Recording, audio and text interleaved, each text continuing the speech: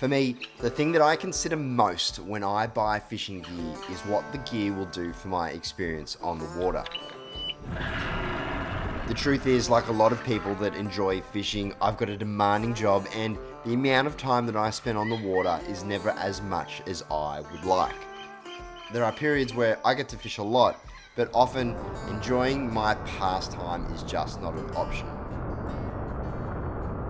It means that when I get the chance to go fishing though, I want to enjoy my experience. I don't want to spend the time dealing with tangles, breakages, and gear issues. I want to know my equipment won't fail on me, and I want to trust that my gear will perform the way that I want it to perform.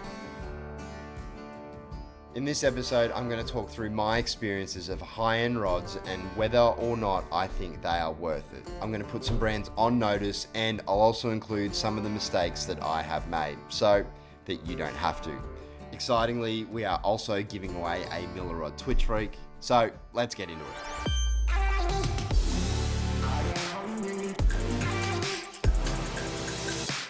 Right, so my first experience buying an expensive rod wasn't a great one. I bought an edge rod from an online store, and whilst there was nothing wrong with the product, I was sold that the rod was going to be one thing and do something in particular, and that's what I was expecting to get, but what it ended up giving me was something else. So it was actually quite frustrating. I sold it for about a month later for a loss, and at the end of it, the experience was regrettable and I felt like a bit of a chump. And straight out of the box, this brings me to my first point. If you're going to buy a high-end rod, have a good read of the description of the rod and understand what exactly it does for you on the water. And it's pretty important that you understand that. There's a big difference between a rod that is designed to throw soft plastics on, say, flats versus one that throws soft plastics in tight structure. If a retailer or a shop doesn't have that information about that rod, well then I'd suggest you go to the brand's website and check it out. If the brand can only tell you the specs, say the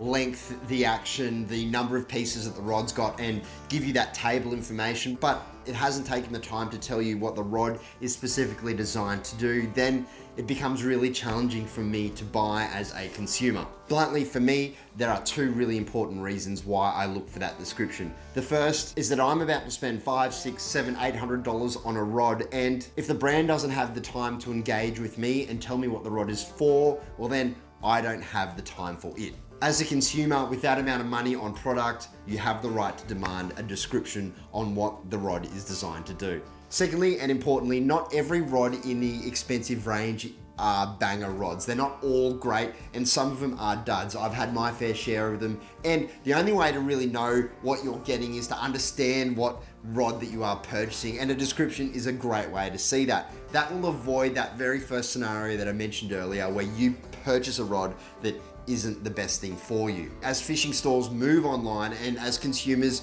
we all go online, the probability of buying a rod that's not the best for you does increase substantially. So for me, if there's no description, well, that generally means no online sale, and I'm gonna wanna see the rod in a store. It's not all negative though. There are a number of brands out there that have got really good websites and descriptions on their particular rods. So as a consumer, I know exactly what I'm about to purchase. One of the high-end series of rods that's really excelled and I guess created a bit of a cult following recently is the Miller Production series of rods. They aren't the only ones. Daiwa's site is a bomb of a site, and I think Frogley's have done an okay job with their descriptions on the Atomic Arrow series also, but they aren't really high-end rods. As an example of a not so great one is the Frogley's website and their Infinite range. Now, those are their high-end rods and I own one of them, but if I go to the page, all I see is specs, and there's really nothing about the rods. There's the componentry. I'm not ragging on them by any means, it's just an example, and the majority of fishing brands are exactly like this. You need to give credit where credit is due, and if you consider the MilleRods site that I mentioned earlier, there is no doubt from a consumer's perspective what exactly each rod is for. If you like throwing soft plastic grubs, you've got the grub freak. If you like throwing blades, you've got the blade freak. If you like twitching hard bodies, well, you've got the Twitch Freak. And I'll come back to that rod in a moment because that is the one that we are going to give away. And on YouTube, they've got videos telling you how the rods should be used, and it takes all the guessing out of it. You have information or a script there from the rod builder exactly telling you what that rod is designed to do. But it is an example of a rod company taking their consumers on a journey. Admittedly, the website does feel a little bit 10 to 15 years ago, but the information on it is really good. And you're not left there sitting trying to decode a bunch of letters in an algorithm trying to work out how a rod is meant to be used. Honestly, to round this point up, I'm less concerned with being told about the componentry that is on every single rod, and I'm more concerned with hearing from the rod builder about how that rod is designed to be used and how it's going to help me and my on the water experience. And I think in today's day and age, consumers want more than just an algorithm worth of letters. Well, at least I do anyway. Now, componentry is important, so that's what we're going to talk about now.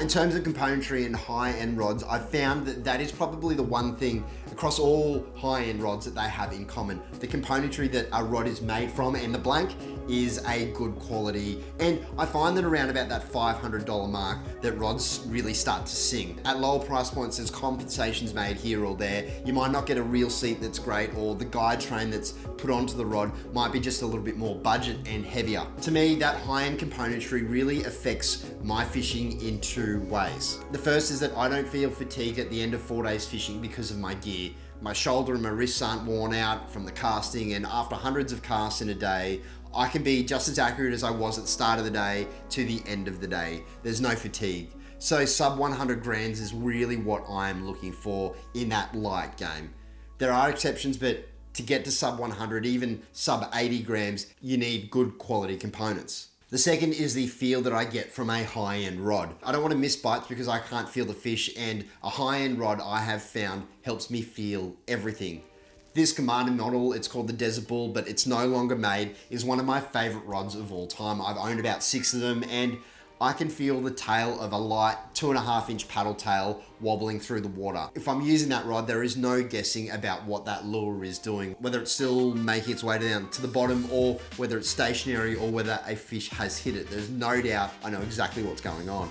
A piece of advice that was given to me recently, and one that I couldn't agree more with, is to do at least 30 minutes of research on the particular components before you make the purchase. Now, that's really easy to do because you have the internet, and you can just Google the component, go to the Fuji website, for example, if you're looking at guides, and have a quick squiz. I think it's important because just saying this rod has Fuji guides is not good enough in today's day and age, particularly when you're spending that amount of money. As an example, Fuji have an affordable range of guides, and they also have their high-end range of guides. One quick thing on guides, if you are going to buy a high-end rod, make sure that at least on the tip of your rods, you know, maybe the 3 or 4 at the end of the tip are titanium or at least lightweight guides. The less weight at a tip of the rod, the quicker the rod will recover from a cast and return back to normal. I'll keep it simple for this video, but as a general rule, the lighter the rod tip, the better the rod will perform. Personally, one of the main things that I notice when I pick up a rod is the reel seat and the grip. And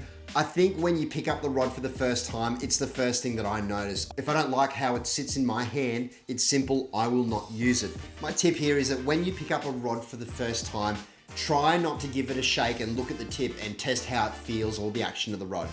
I try and spend about 30 seconds just looking at the rod and how it feels in both of my hands and whether or not it suits my hand.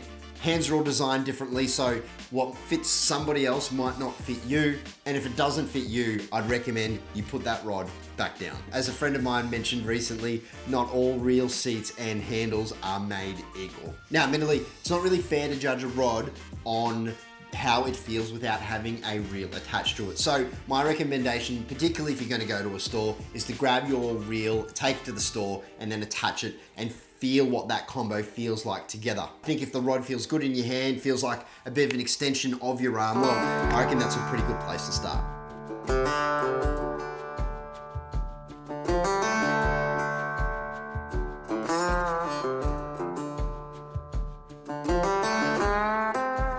Right, so if you stuck around for the giveaway, here it is. Now, this rod is the MilleRods Twitch Freak, and the one that I have been playing with, I guess, for around about 3 to 4 weeks now. Full disclosure, it's not actually my rod. I was going to film some daiwa Spike 44 stuff. That's a double clutch 48 on there at the moment, but I have filmed some Spike 44 stuff, and I actually asked Ian if I could give a Twitch Freak a go and do a bit of a review on it, and he was kind enough to send them out. Now, I've been really impressed with it. I've thrown some cranks on it, and I don't know if it's the best crank rod, but it is certainly 100% an awesome Twitch bait rod. So that's why I've got the double clutch on there at the moment, and it's been performing really well on that Spike 44 as well. I talked about the titanium guides earlier, and this entire guide train is made up of titanium. I've really enjoyed using it, and the rod is everything that I want from a high-end rod. Particularly important is how it feels in the hand. For me, this skeleton grip and the seat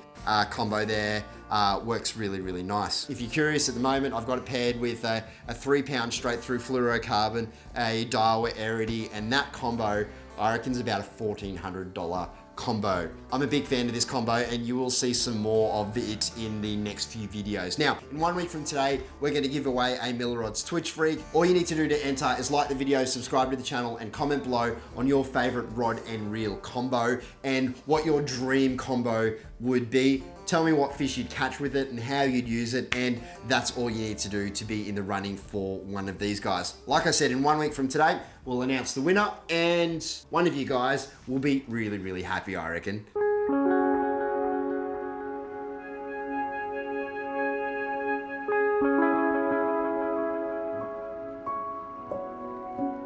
Right, so I'm going to finish on some high points that I think if you're going to buy a high-end rod, you need to consider.